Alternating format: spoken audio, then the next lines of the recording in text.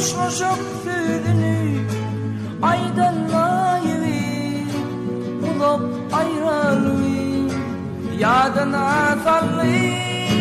Hoşlaşıp sürdünü aydınlayıvi, ulup ayrılvi yadına sallı.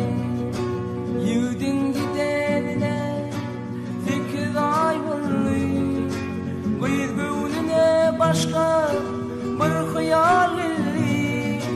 Nece yıl geçti de belki dolanmalı ülülü diri lüy bilinmez.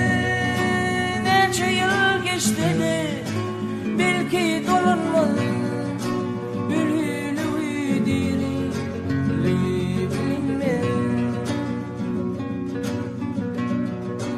Bir yıl geçti duyulan iki hat geldi. Ol ilkinci hemde sonku hat buldu. Bağışlay dedim, bağışlay beni.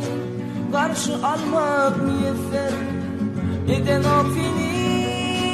Bağışlay dedim, bağışlay beni.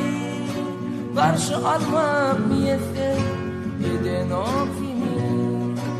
Yüt hatayı okap çete saylandı. Olup geçen zatlar hakta oylandı. Bu fikir oğlanı bayğa getirdi. Oğlan hatayı okap ödün getirdi. Bu fikir oğlanı bayğa getirdi. Oğlan hatayı okap ödün getirdi. Birce patronlen aftama dallı. Gönlünün söyünce yerine vardı. Yar iyice yara sesi yanlandı.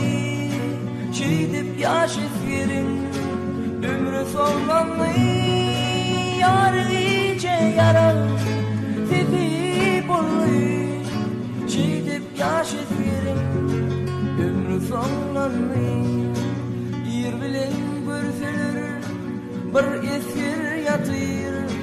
Yüzü yeri karga elinne katır. Ol katın içinde şeyle sözler var. Sevimde utuldum bağışla nazar. Ol katın içinde şeyle sözler var.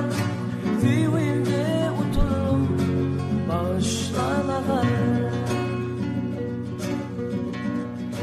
Yiğit yatır kara yerin aslında. Kıyıkim bucuk geriyer onun üstüne. Bağışlay dedim, bağışlay beni. De ölünce unut marun ben seni. Bağışlay dedim, bağışlay beni. De ölünce unut marun ben seni. Ruhsat bir yedim bile gideyim. Yanlışıma canım kurban edeyim. Ol hatı yazmadım kıynamak için. Yandım sevimdi kıynamak için. Ol hatı yazmadım kıynamak